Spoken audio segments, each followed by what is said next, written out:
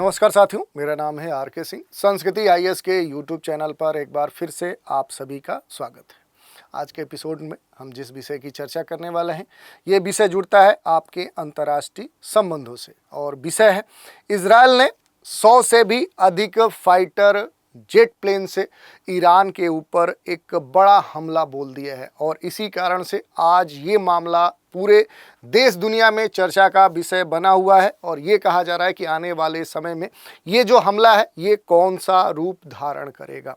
यही नहीं, इसमें ये भी कहा जा रहा है कि अगर इजरायल के ये जो फाइटर प्लेन है अगर ये ईरान में फंसते तो इसके संदर्भ में इजरायल की क्या प्लानिंग थी। यही नहीं, खास तौर पे एक चर्चा का विषय है 669 जो रेस्क्यू यूनिट है जो इजरायल की, वो चर्चा में है और ख़ास तौर पे इसके जो योद्धा है जिन्हें बिल्लियां कहा जाता है, तो आखिर इन्हें बिल्लियां क्यों कहा जाता है, ये सारे मसले हैं जिन पर आज के एपिसोड में हम बात करने वाले। चलिए एक एक करके देखेंगे, सभी बिंदुओं पर हम प्रकाश डालेंगे। सबसे पहले चर्चा में आगे बढ़ने से पहले आपके लिए एक सूचना है, संस्कृति आईएएस के द्वारा दिवाली ऑफर दिया जा रहा है। ये जो डिस्काउंट है अलग अलग संस्कृति आईएएस के द्वारा संचालित जो कोर्स हैं उन पर आपको प्राप्त हो सकता है। इसके लिए जो वैलिड डेट है वो है 26 अक्टूबर से लेकर 2 नवंबर 2024 और इस ऑफर के तहत अप टू 75% तक का डिस्काउंट आपको दिया जा रहा है।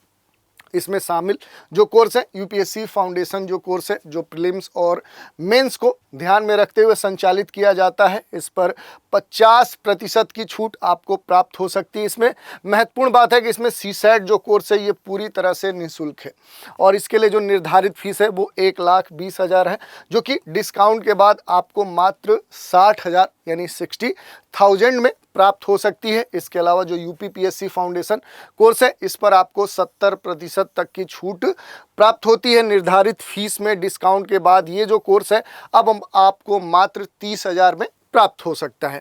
इसके तहत देखें तो जितने भी ऑनलाइन लाइव पेन ड्राइव और जो डीएलपी कोर्स हैं उन पर ये छूट आपको मिल सकती है। इसके अलावा जो भी यूपीएससी के अलग अलग कोर्स संस्कृति आईएएस संचालित करता है या फिर अलग अलग स्टेट पीसीएस के जो कोर्स संचालित किए जाते हैं उन पर भी एक बड़ा डिस्काउंट प्रदान किया जा रहा है।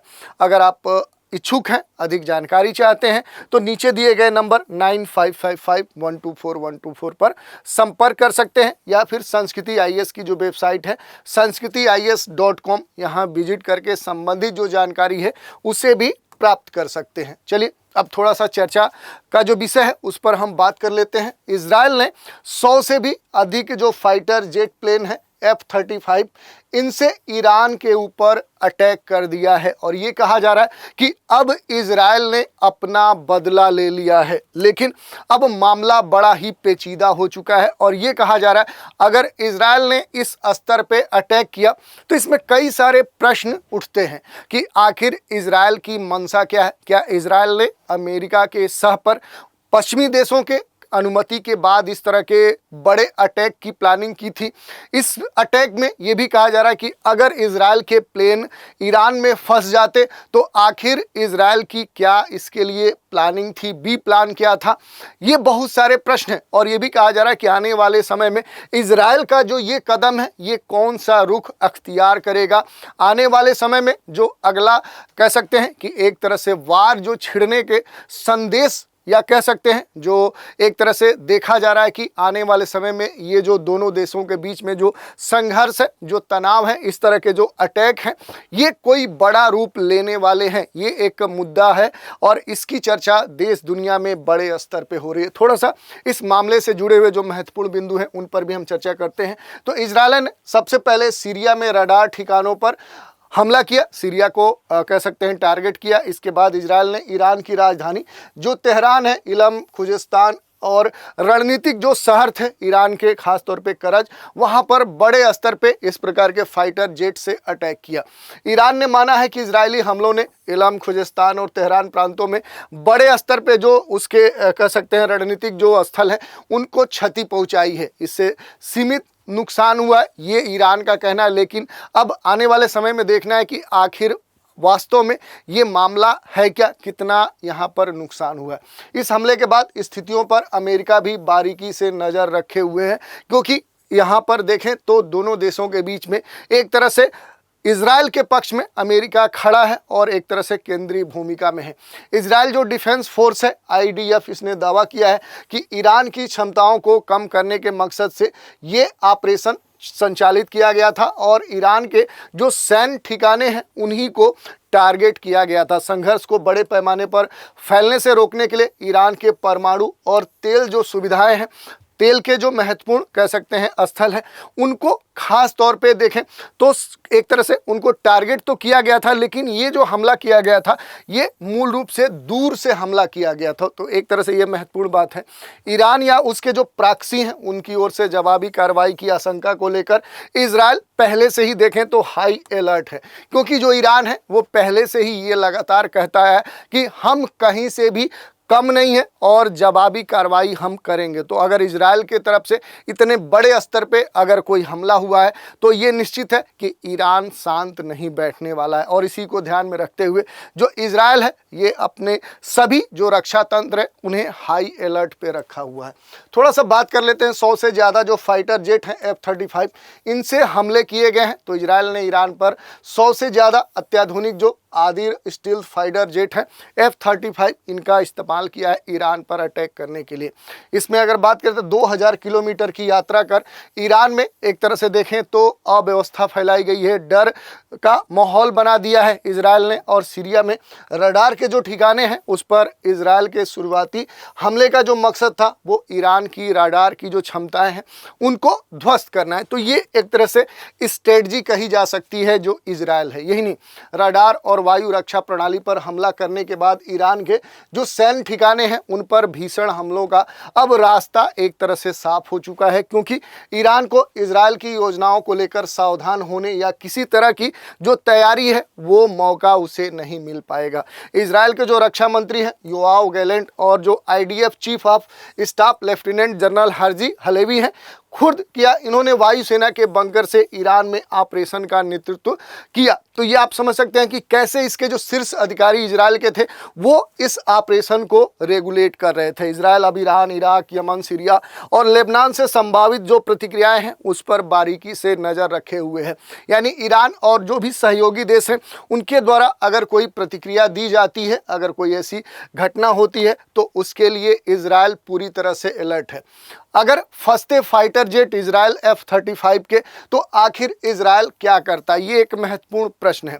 तो द जेरूसलम जो पोस्ट है इसके मुताबिक देखें तो एक वरिष्ठ इजरायली अधिकारी ने बताया कि सुरक्षा कैबिनेट ने शनिवार देर रात एक फ़ोन कॉन्फ्रेंस में हमले की पूरी जिम्मेदारी ली और इस दौरान 2000 किलोमीटर जो लंबी दूरी है इस पर हमले पर किए गए 100 अत्याधुनिक जो स्टील्थ जो फाइटर जेट हैं F-35, इनके फंसने की सूरत में पीछे से तैनात जो इजराइल की 669 जो रेस्क्यू यूनिट है इसका जिक्र किया। और इस कारण से ये जो 669 जो रेस्क्यू यूनिट है ये चर्चा में आ चुकी है कि आखिर ये रेस्क्यू यूनिट है क्या। यही नहीं, इसके जो योद्धा हैं उन्हें एक तरह से बिल्लियां कहा जाता है। ये क्यों कहा जाता है, तो थोड़ा सा देख लेते हैं इस यूनिट के बारे में। 669 जो रेस्क्यू यूनिट है तो ये इजराइल डिफेंस फोर्स जो IDF है इसकी एक यूनिट है, विशेष बचाव के लिए सामरिक इकाई है, स्ट्रेटेजिक इकाई है और बड़े स्तर पे जो युद्ध स्थल है या इस तरह के जो ऑपरेशन वाले क्षेत्र होते हैं वहाँ पर इसे कह सकते हैं कि नियुक्त किया जाता है। ये एक हेलीबोर्न लड़ाकू खोज और बचाव यूनिट है जो इजरायली वायुसेना के 7 विंग के अधीन ये रेगुलेट करती है। ये CH-53D सी स्टैलियन जो यासूर हेलीकॉप्टर हैं उनके साथ टेल नोफ एयरबेस और जो UH-60 ब्लैक हॉक जो यानसूफ है हेलीकॉप्टरों के साथ पामचिम एयरबेस पर स्थित है और यहीं से ये रेगुलेशन अपना पूरा करते हैं, यहीं से नियंत्रण करते हैं, कोई भी ऑपरेशन संचालित करते हैं। वर्ष 1973 के योम किप्पुर युद्ध के बाद एक मेडिकल यूनिट ने लगभग 5000 लोगों की निकासी की थी। इसके बाद 1974 में योराम साचर और जो अवनेर इल्नाई है इसने यूनिट 669 की स्थापना की थी। तो ये जो वर्ष है ये इसके लिए महत्वपूर्ण है। 1974 में इस रेस्क्यू यूनिट की स्थापना की गई थी जो रेस्क्यू यूनिट 669 है। इसका जो प्रारंभिक वर्क है, जो कार्य है वो लाइन से बाहर गिरे यानी संभवतः जो घायल पायलट हैं उनको निकालना, उन्हें प्राथमिक इलाज देने के बाद अस्पताल तक पहुंचाना। तो ये एक बड़ा ही महत्वपूर्ण रेस्क्यू यूनिट है और बाद में यूनिट ने इजराइल डिफेंस फोर्स के दूसरे हथियार और जो सैनिक हैं, विशेष रूप से जो दुश्मन की रेखाएं हैं, उनसे परे जो संचालन है उसमें सैरेट विशेष जो बल हैं, विशेष जो फोर्स है सेनानियों और संकट में जो नाविक हैं उनको निकालने में भी महत्वपूर्ण भूमिका निभाई। यही नहीं, ये जो यूनिट है 669, इसकी एक विशिष्ट जो रेस्क्यू टीम है जिसे 669 स्पेशल सुपर कमांडो और डॉक्टर इसमें शामिल किए गए हैं, ये खास तौर पे चर्चा में रहते हैं। जो रेस्क्यू यूनिट 669 है, इसके जो फाइटर हैं, जो योद्धा, इन्हें बिल्लियां कहा जाता है और इसी कारण से ये चर्चा में है। थोड़ा सा बात कर लेते हैं कि आखिर ये जो रेस्क्यू यूनिट है, इसके जो फाइटर हैं, इन्हें बिल्लियां क्यों कहते हैं। तो देखिए, इजरायली जो वायुसेना है, इसके अनुसार यूनिट 669 ने वर्ष 2023 के इजरायल हमास युद्ध में बड़े स्तर पे बढ़ चढ़कर भाग लिया, काम किया। बात करें तो युद्ध के दौरान यूनिट ने घायल सैनिकों के लिए करीब 200 सफल ऑपरेशन संचालित किए। तो ये एक महत्वपूर्ण रोल है। यही नहीं, ये जो यूनिट है रेस्क्यू यूनिट 669, इसके जो फाइटर हैं उनकी अगर बात करें तो लोगों की ये परसेप्शन है, ये कह सकते हैं कि एक अवधारणा है कि लोगों की एक झुकी हुई और हरी आंखों वाली काली बिल्ली है। इसमें लोगों में पंख भी शामिल है, ऐसा कहा जाता है, और इसीलिए यूनिट 669 के योद्धाओं को बाद में कभी कभी बिल्लियां या उड़ती हुई बिल्लियां भी कहा जाता है। तो इस तरह से संज्ञा दी जाती है। ये हमने देख लिया आखिर ये न्यूज क्या थी, इससे जुड़े हुए जो भी महत्वपूर्ण पहलू थे उन पर भी हमने प्रकाश डाला। अब आज की चर्चा पर एक प्रश्न देख लेते हैं। रेस्क्यू यूनिट 669 किस देश से संबंधित है? विकल्प है ईरान, अमेरिका, फ्रांस और इजराइल। तो ये प्रश्न था और इस तरह से आज के एपिसोड में हमने देखा कि इजराइल ने ईरान के ऊपर बड़े स्तर पे लगभग 100 से अधिक फाइटर जो जेट प्लेन है F-35 उससे अटैक किया है। अब देखना है कि आने वाले समय में ईरान या उसके सहयोगी देशों के द्वारा इसके संदर्भ में क्या प्रतिक्रिया दी जाती है और आने वाले समय में जो विभिन्न वैश्विक परिस्थितियां हैं वो कौन सा रूप लेती हैं। इसके अलावा जो भी महत्वपूर्ण पहलू थे उन पर भी हमने बात की। तो आज के एपिसोड में इतना ही। नए एपिसोड में एक नए विषय के साथ फिर मिलेंगे, तो आप हमारे साथ बने रहें। इसके लिए धन्यवाद।